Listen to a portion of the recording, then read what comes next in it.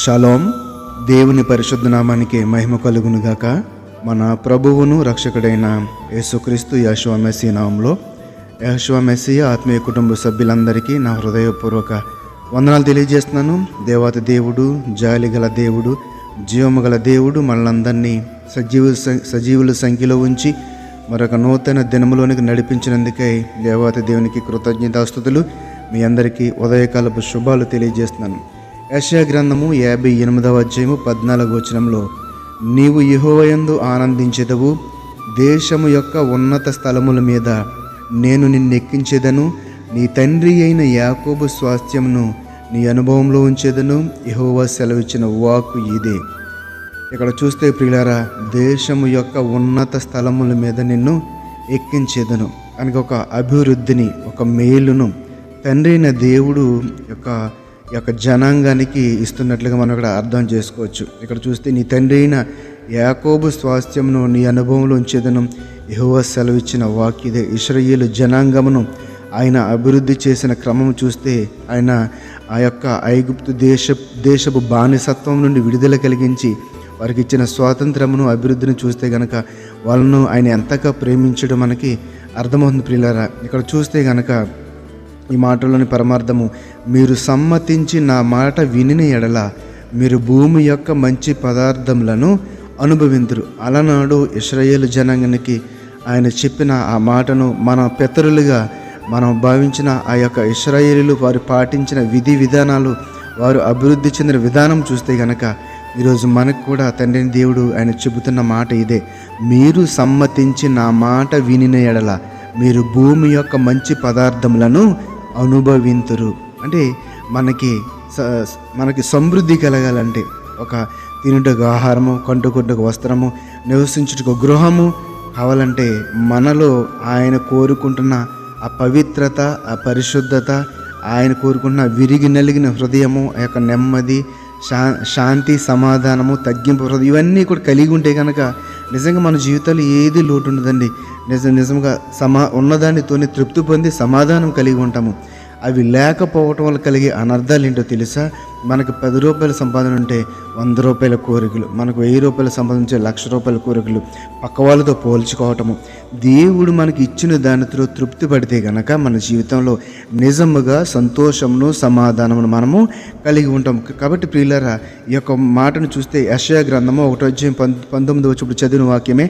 యెషయా గ్రంథము 1వ అధ్యాయం 19వ వచనం, మీరు సమ్మతించి నా మాట వినిన ఎడల మీరు భూమి యొక్క మంచి పదార్థములను అనుభవింతురు. ఆయన మాట వినాలి, ఆయన మాటకు లోబడాలి. ఆయన మాట ఎందుకు వినాలంటే ఆయన మనల్ని ఒక ప్రణాళిక ప్రకారము ఈ లోకంలో జన్మింపజేశాడు. ఆయన మనకిచ్చిన పుట్టుగా ఒక ప్రణాళిక ఉంది. మనం ఇక్కడ జన్మించడం అనేది ఏదో సరదా మన తల్లిదండ్రులు వివాహం చేసుకుని వారి కలయిక ద్వారా పుట్టినది కాదు.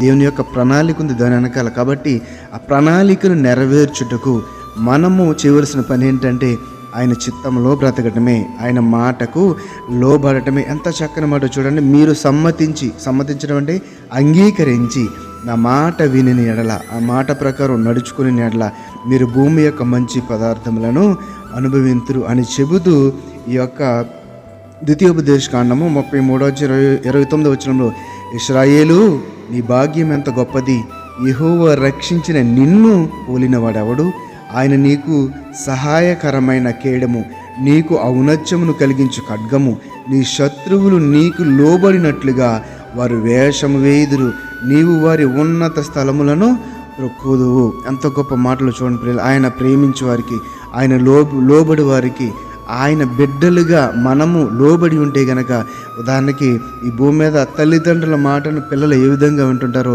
అలాగే తల్లిదండ్రుల మాట విని పిల్లలను తల్లిదండ్రులు ఎంతగా ప్రేమిస్తారో మనకు తెలియదా ప్రియులారా? అలాగే ఆయన మన పరమ తండ్రిగా భావించి మన జన్మకు ఆయన కారణమని తలంచి ఆయన చిత్తంలోనే బ్రతకాలని మనము మన హృదయంలో గట్టిగా నిర్ణయం తీసుకుని ఆయనకు లోబడి ఉంటే కనుక ఆయన కూడా మనల్ని ప్రేమిస్తాడు. ఏ లోటు ఉండదు, ఏ కొరత ఉండదు, నిత్యము సంతోషము, సమాధానము కలిగి ఉంటాము.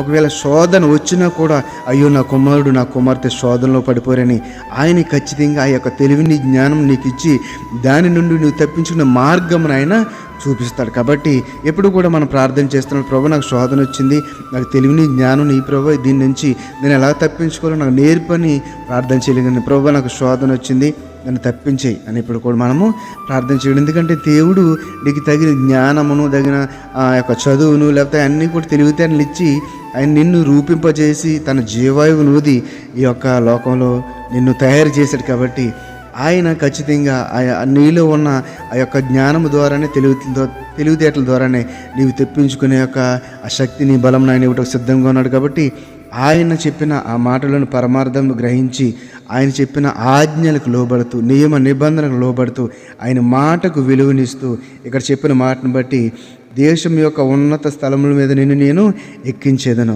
ఎప్పుడు అంటే ఆ ముందు వచనంలో చూస్తే ఆయన నియమించిన ఆ యొక్క విశ్రాంతి దినమును ఆయన 6 రోజులు పనిచేసి 7వ దిన విశ్రాంతి తీసుకుని దాన్ని ప్రతిష్ఠించాడు. కాబట్టి దాన్ని మనం పాటిస్తే, విశ్రాంతి దినాన్ని మనము ఆయనకు ఆరాధన చేస్తే, ఆయన స్తుతిస్తే, ఆయన గణపరిస్తే ఖచ్చితంగా అంతటి శక్తిని, అంతటి అభివృద్ధిని ఆయన ఇవ్వడానికి సిద్ధంగా ఉన్నాడు. కాబట్టి అటు రీతిగా ఆయన మాటకు లోబడి మనం జీవిద్దాం. దేవుడి మాటను మన హృదయాల్లో బలపరిచి స్థిరపరచును గాక. ఆమేన్, ఆమేన్. షలోం. అందరికీ వందనాలు.